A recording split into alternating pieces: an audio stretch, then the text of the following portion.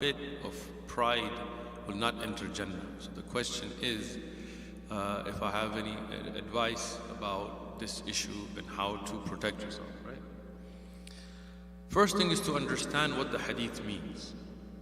If you look at the longer narration, when Rasulullah sallallahu alaihi wasallam said nobody will enter Jannah even if they have the slightest amount, dharra in Arabic was the smallest particulate that they had in the Arabic language.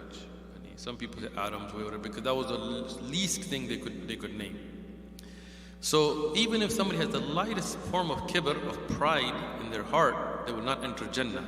The Sahaba, they became afraid. They said, Ya Rasulullah, some of us, we like to wear a nice clothing or have nice shoes, or even today, like people like to dress nice, or maybe somebody likes a nice car, or somebody likes, so they were afraid that does that mean that they will not enter Jannah?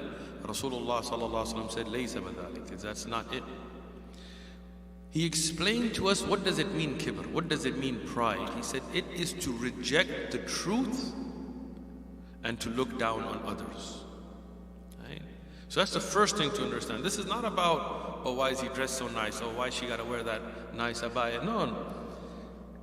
The first thing to understand is when the truth comes, you have to accept it. You guys may not know this, but I'm on YouTube, right? You might not know it, right? A couple of brothers today were like, who are you? Nobody.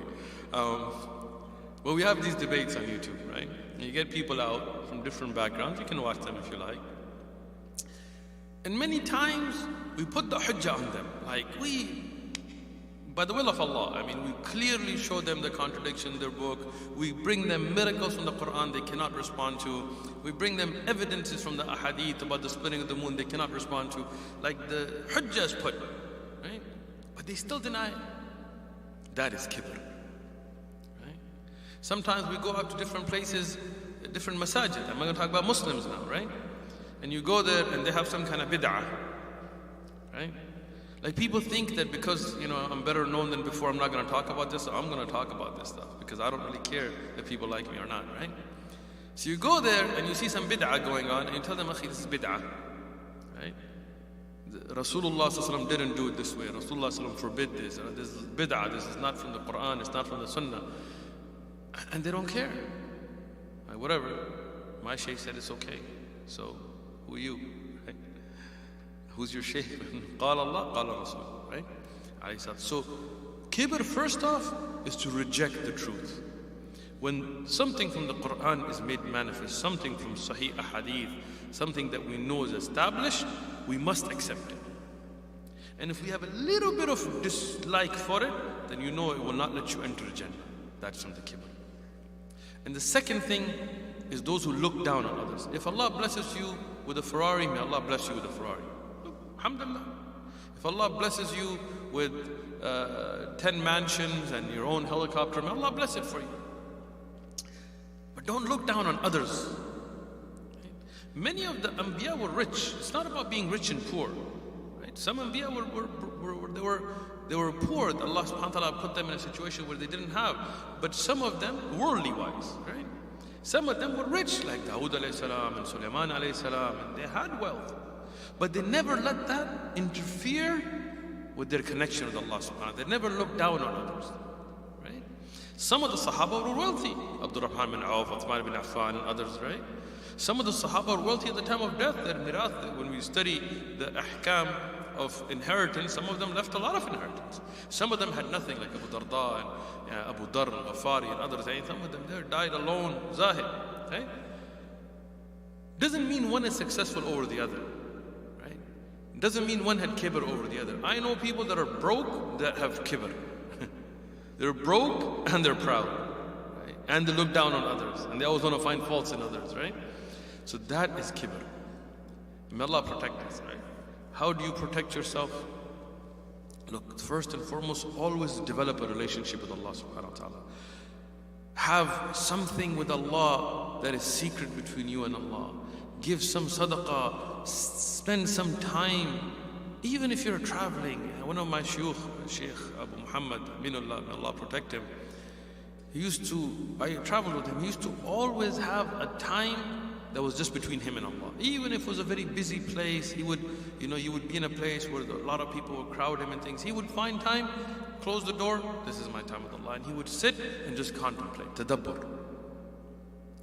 So I asked him, what do you do? He says, I think about ayat that I just think about that. I think about my own sins. I think about my past. I think about the struggles. I think about a time, and he was telling me about himself. He goes, when he was young, he couldn't afford studying and things, so he used to work in hotels and restaurants, and he used to get 1 Pakistani rupee a day.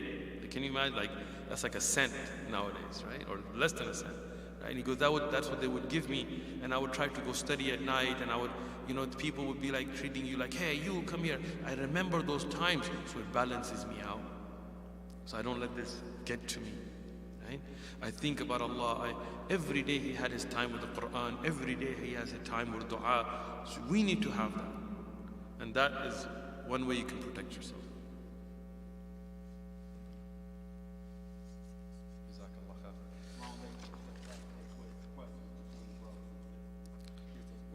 Excellent. Yeah, and sisters, if you have questions, make sure you write them, and even if we don't get to, and brothers as well, if we don't get to your questions today, write them down. Tomorrow we have a lot of time for question and answer. You don't want to forget your questions. Assalamu alaikum wa alaikum assalam wa rahmatullah. Can you please explain when a person is dying, he opens his eyes? So one of the things about death, and what we know from the sunnah is to close the eyes. Rasulullah, he would close the eyes. Is the ruh, the soul, has a connection with your body, right? Like a dead person has eyes, he has a heart, he has limbs, but he can't walk around, he can't think, he can't move, he can't blink his eyes. Why? Because he's dead. The ruh is a source that actually moves you. And when that ruh disconnects, right? And then there's a lot of details from aqaid about how it disconnects and how it's connected again and how far in barzakh. I'm not going to get into all that, right? Then the body becomes like an empty shell. And when it's an empty shell, the eyes are open. Sometimes, depending on how the person, the mouth is open, there is no more a control over that anymore. Your bowels, there's no control. Like, if you've done ghusl for the dead, sometimes the bowels will let loose, because this is just a shell. This body is just a shell. The ruh, the soul, is what really drives you. You had a soul before you had a body. Alam al-arwah, you were in a place. Rasulullah said the souls met each other. That's why sometimes you meet somebody, you meet a brother, like Brother Zubair or Jabal, mashallah, immediately you like him. Right? Sometimes you meet somebody like me and you're like, I don't like that guy. Right? Sometimes that happens, right? Because the souls met. Sometimes you have a connection already. You don't realize it. So that's why we see sometimes the eye is open, because now the soul is gone. It's just a empty shell, like a robot, right? Just empty, without electricity, without the ability to move. Explain that the death person knows when his relatives visit him. In reality, this is again a deep discussion, and we can get into aqaid and things. The dead person does not know what's going on in the dunya. This is the people of bid'ah. They have this belief that, on Thursdays your dead relatives come and eat dinner with you, and I don't know, some weird stuff, right? But we don't find this in the Quran or the Sahih Hadith, right? Certain news can reach the dead. Allah can cause it that they would know about. Like when you send salat ala nabi, when you send the blessings of the Prophet ﷺ, it's not that he hears you. Like, this is people of bid'ah, they think like he's everywhere or something. No, but the angels take that to him, right? But that doesn't mean the Prophet ﷺ knows what's going on here. Right? And I'll give you adillah, evidence. We don't just go off like opinions, right? Some people say athari. Why athari? Athari because athar is based on evidences. Ashari, this name started from Abu Hassan al-Ashari, who himself made tawbah, but anyway. Maturidi from Mansur al-Maturidi, right? There was no Ashari before that. Which Sahabi followed the Maturidi creed or Athari or Ashari creed? But they were all Athari because they followed the Athar. Right? So what is the Athar here? On the Day of Judgment, there will be followers of the Prophet ﷺ, apparently, that will come to drink from the hawd, from the pool. And Rasulullah ﷺ, as he's giving to his followers, he will want to give them, but Malaika will push them away. They will say, "Oh Messenger of Allah, you don't know what they did after you left the dunya, after you died." So what's that evidence for? It's an evidence that even Rasulullah ﷺ doesn't know what's going on in the ummah. Only Allah knows everything. Certain knowledge Allah can take to them. We don't deny that. That's Allah's qadr. So if you go and you visit your dead relatives after they're dead, after they're buried, after the malaika question, after that, they don't know what's going on with you. And this is not the belief of the Ahlul Sunnah, right? But at the time when they're being buried, yes, they can hear the footsteps. Yes, they can hear you. That is true, right? But that is at that time. After that, khalas, they're in the qabr, they have their own barzakhi life. Go ahead.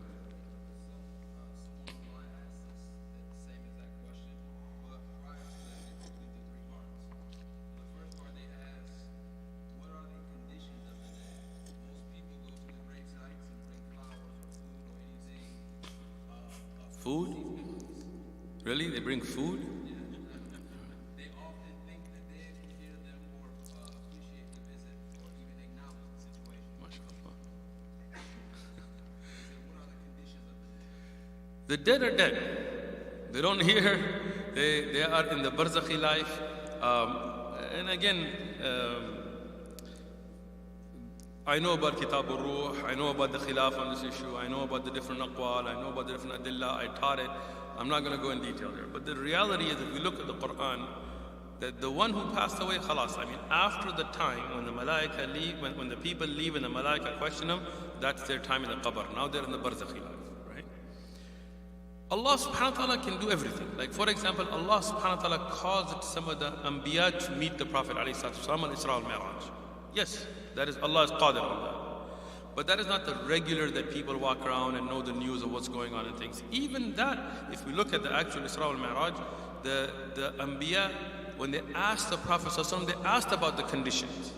And Rasulullah told them, meaning they didn't know what was going on outside, right?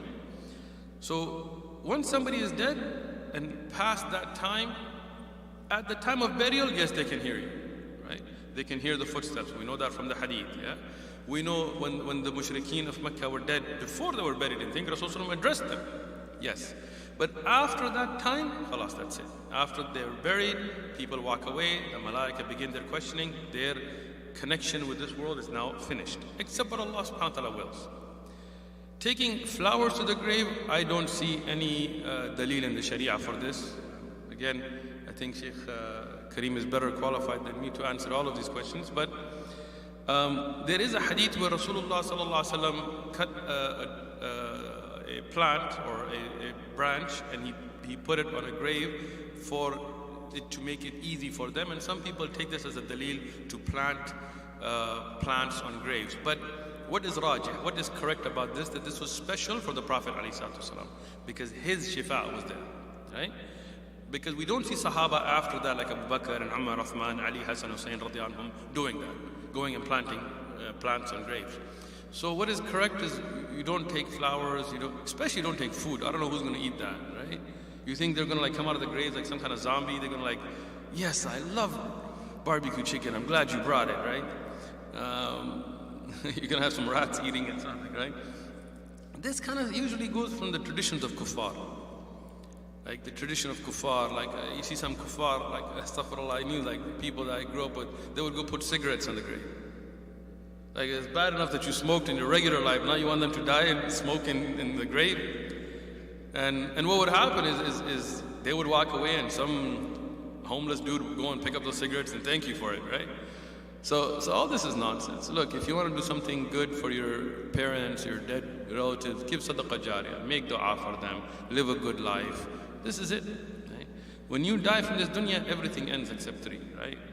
Ilm al-nafi, something beneficial you taught somebody, sadaqah jariyah, something you did, like you establish a masjid or you do something good, or the pious child, walad salih yad'u lahu, and the pious child that makes dua for the parents.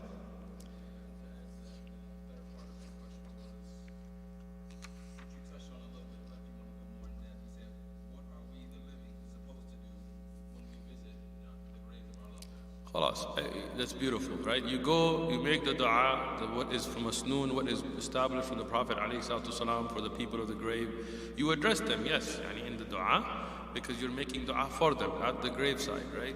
But you don't, it's not a conversation, you're making dua for them.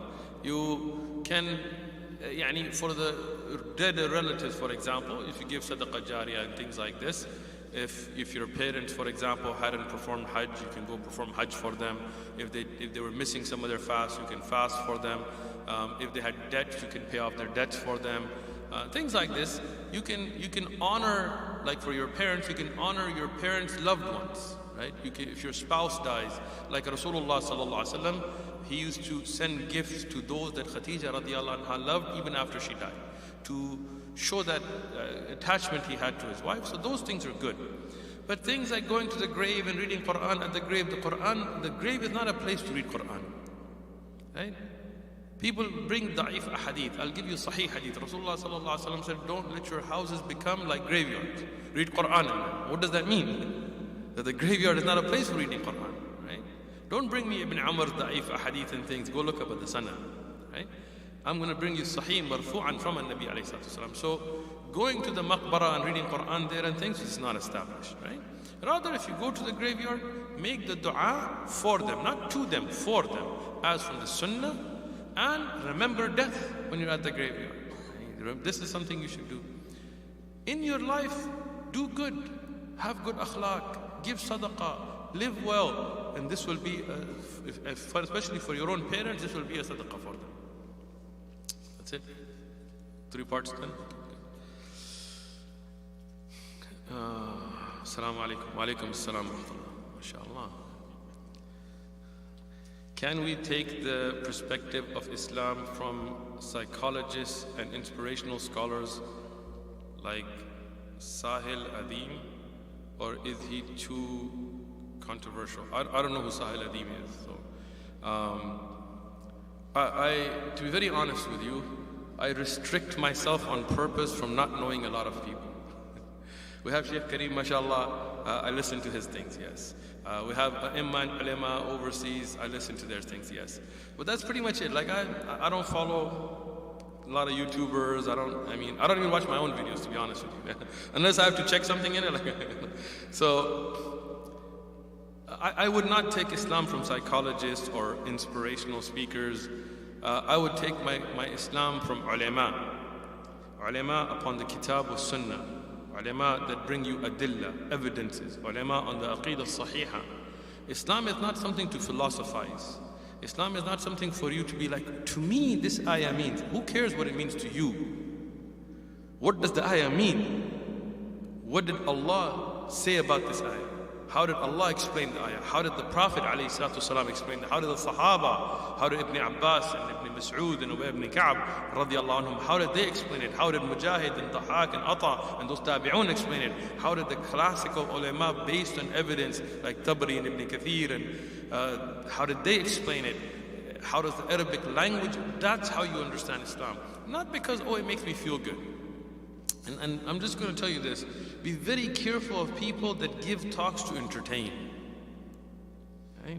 I'm not going to name people here, but there was a speaker, and some of my own family members would send me their videos because they would always talk about my wife and my daughter and my family, and my daughter said to me, I was like, this guy's going to end up having affairs, calm down, right? Until he ended up having affairs. I'm not going to mention who it is. But, when I give a talk, like I don't need to talk about, oh, how I feel, I feel all warm and fuzzy. Right? Talk about قال الله, قال الرسول. That's the talk, right?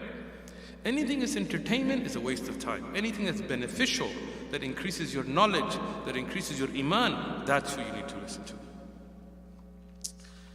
Again, I don't know who Sa'al Adim is personally, so I can't say about the person directly. If we have to choose between sending our girls to school with Islamic curriculum, which is okay but has co-ed education, and a school with gender segregation but with a Sufi Deobandi curriculum, which one should we choose?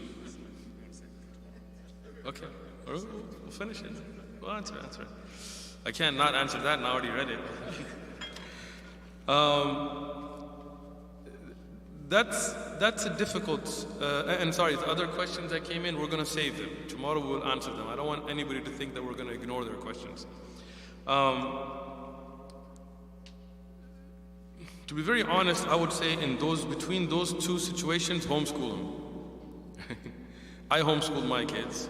May Allah reward my wife and family for their support, because you want to protect your kids from the bad environment. If you're unable to homeschool them, then if you have an Islamic school, I don't know how it's co-ed. Like, how is it Islamic then, right?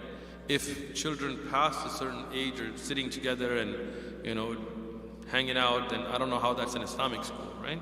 Just because you put the name Islamic on it, is that what makes it Islamic, right? There was a guy in the UK, it's a true story, right?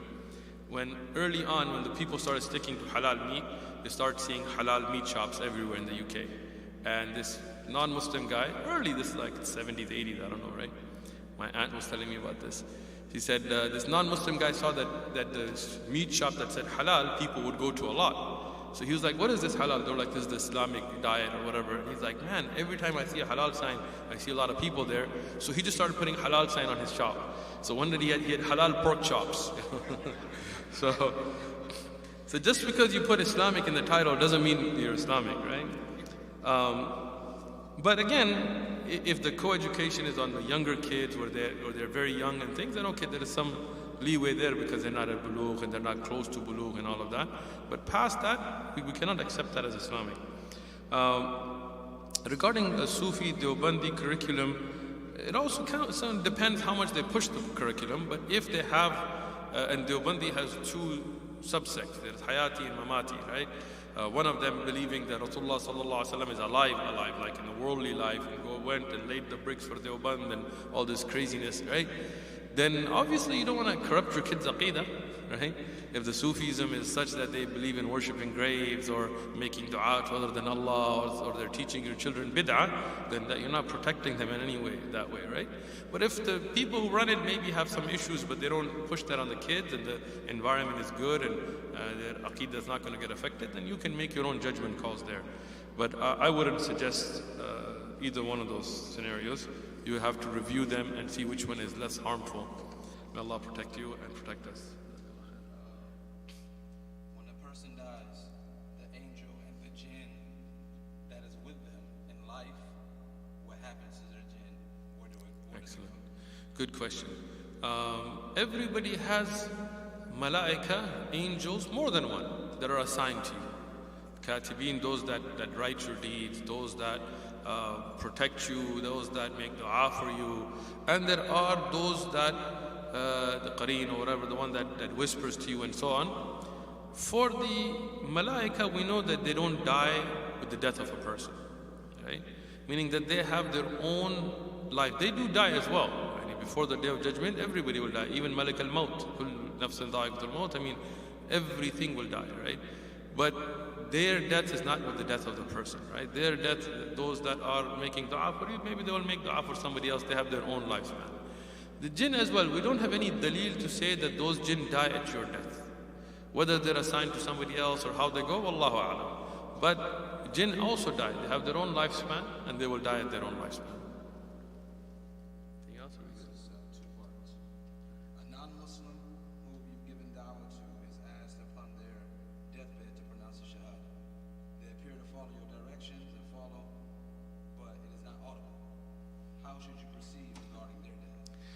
If somebody at the time of death is apparently accepting Islam, meaning that you're telling them say the Shahada and they're moving their lips or they're trying and they're accepting what you're saying, then inshallah we assume them to be Muslim, right? Because even if somebody takes the Islamic belief, if they're unable, like let's say somebody's mute and they're unable to pronounce it, but they take the belief, this is enough, right? As long as when they live, they act upon it. So if somebody at the time of death is unable to make the sound, but they are moving their lips or they raise their finger and they're going with it, then we accept them to be Muslims, we give them ghusl and we bury them as Muslims. Can you attend your family's funeral if they were not Muslim? Great question. Can you attend your family's funeral who are non-Muslims? You can. And the evidence from that is when Abu Talib died, Ali ibn Abi Talib radiallahu anhu was not doing the funeral for him until Rasulullah sallallahu alaihi wasallam told him to go and bury your father. So Rasulullah sallallahu alaihi wasallam did not attend it because then people would have assumed that he was Muslim, which people later on, Sufis do anyway, I don't know why. But he did tell Ali radiallahu anhu to go and bury your father, so he not only attended, but he himself was involved in the burial.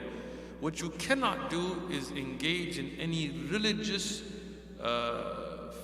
services or worships that have to do with it. So meaning if you go to a funeral of a Christian and they're going to have a prayer service, or I don't know what Jews do, but they're going to have like some kind of money collection, whatever they do like. So there you cannot attend the religious service, but you can bury the dead and attend the funeral even if they're not Muslim, and we have adillah on this, evidences. Make this the last question. Is that a check?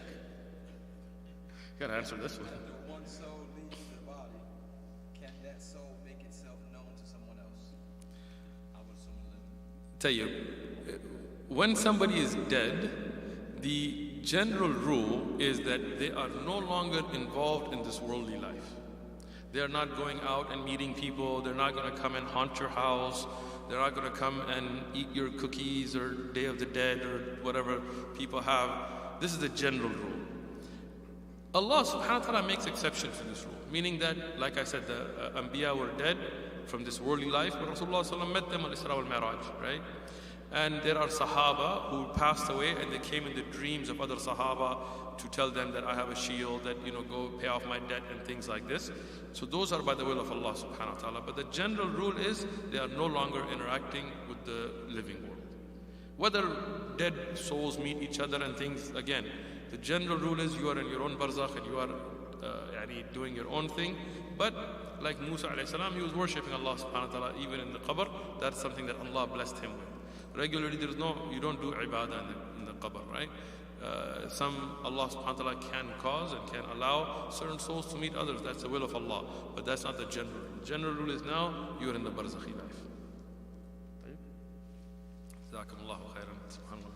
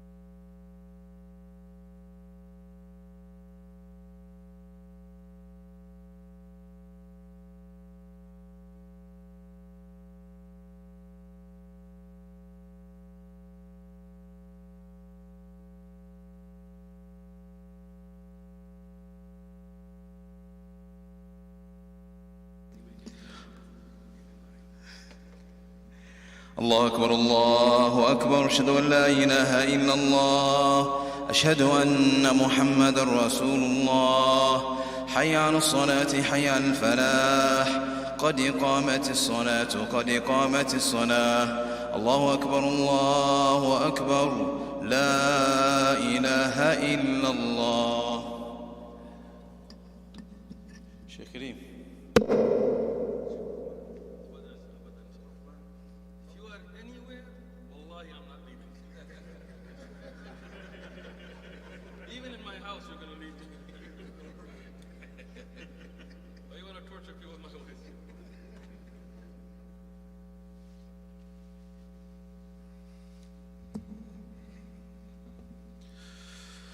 استقيموا.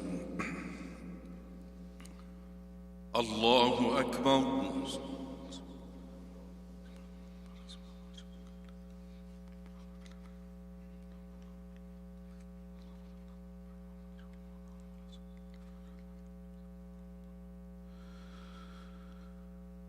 الحمد لله رب العالمين الرحمن الرحيم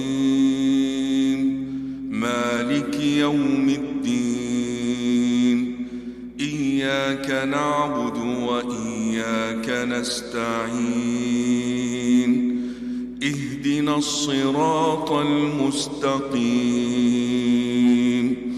صراط الذين أنعمت عليهم غير المغضوب عليهم ولا الضالين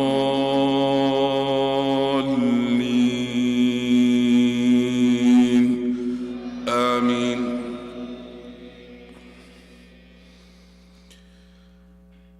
أم تسألهم خرجا فخراج ربك خير وهو خير الرازقين وإنك لتدعوهم إلى صراط مستقيم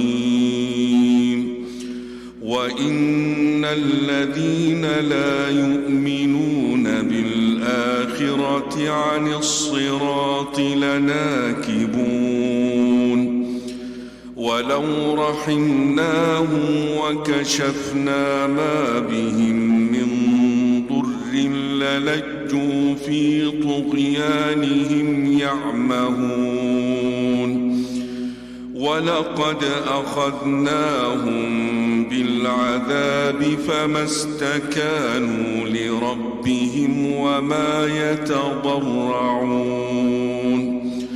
حتى إذا فتحنا عليهم بابا ذا عذاب شديد إذا هم فيه مبلسون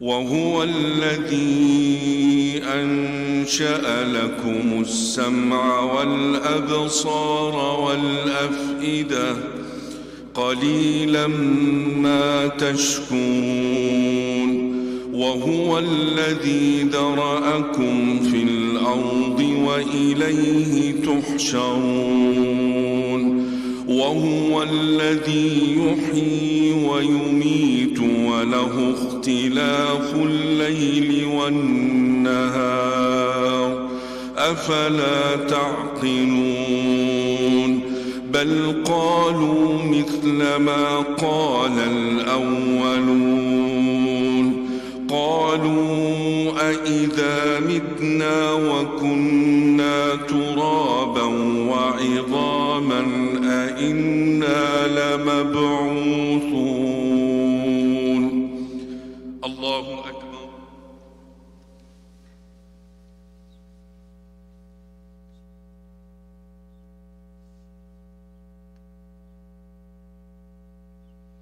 سمع الله لمن حمده. الله أكبر.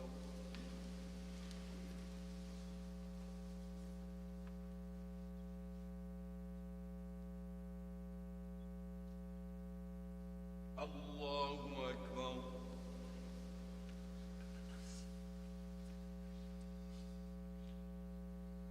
الله أكبر.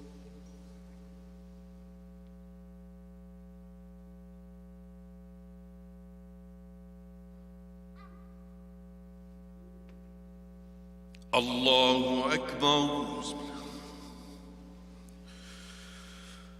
الحمد لله رب العالمين الرحمن الرحيم مالك يوم الدين إياك نعبد وإياك نستعين اهدنا الصراط المستقيم صراط الذين أنعمت عليهم غير المغضوب عليهم ولا الضالين آمين. بل قالوا مثل ما قال الأولون قالوا أإذا متنا وكنا ترابا وعظاما أإنا لمبعوثون لقد وعدنا نحن وآباؤنا هذا من قبل إن هذا إلا أساطير الأولين قل لمن الأرض ومن فيها إن كنتم تعلمون سيقولون لله قل أفلا تذكرون قل من رب السماوات السبع ورب العرش العظيم سيقولون لله قل أفلا تتقون قل من بيده ملكوت كل شيء وهو يجير ولا يجار عليه إن كنتم تعلمون سيقولون لله قل فأنى تسحرون بل أتيناهم بالحق وإنهم لكاذبون ما اتخذ الله من ولد وما كان معه من إله إذا لذهب كل إله بما خلق ولعلى بعضهم على بعض سبحان الله عما يصفون عالم الغيب والشهادة فتعالى عما يشركون الله أكبر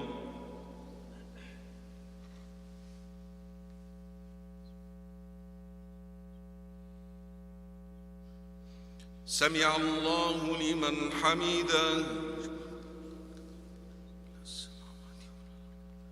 الله أكبر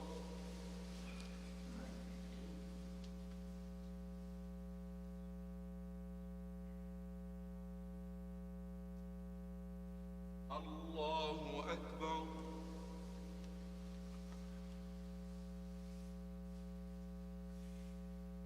الله أكبر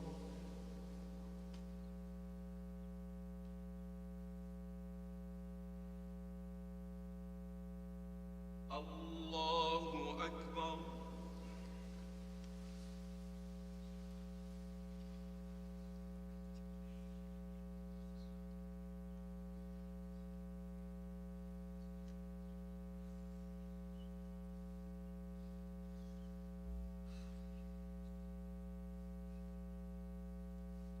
الله أكبر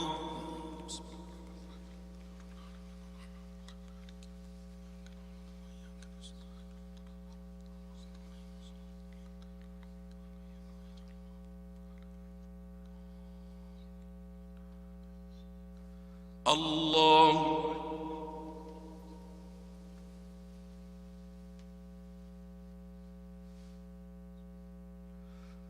سمع الله لمن حمده الله أكبر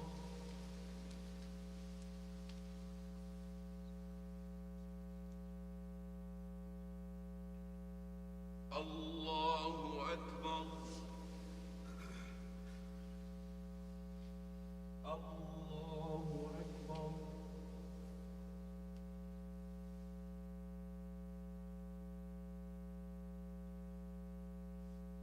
الله أكبر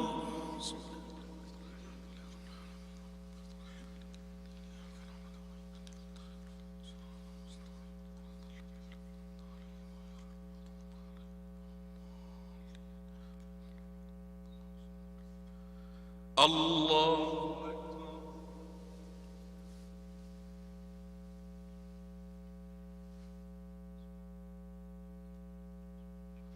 سمع الله لمن حمده الله أكبر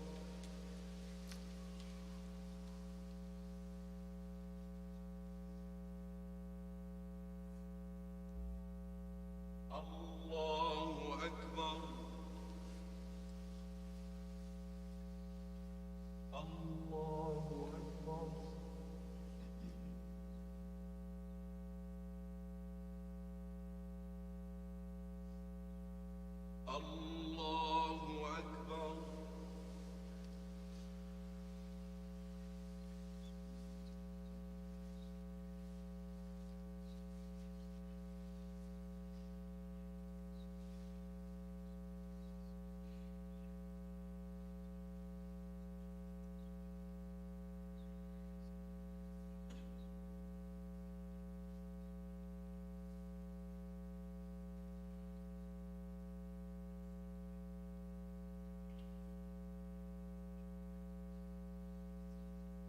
السلام عليكم ورحمة الله.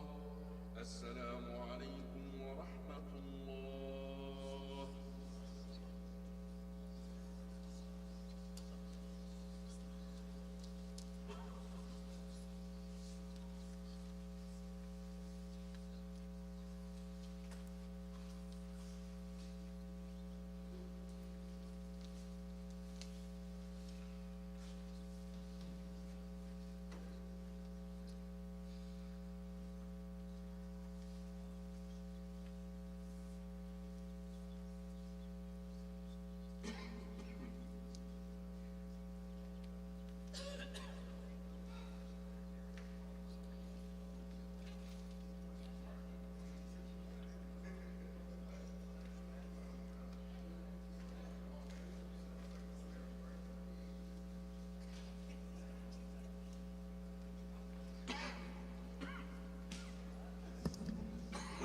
Assalamu alaikum wa barakatuh. So remember tomorrow, after Salat al-Dhuhr,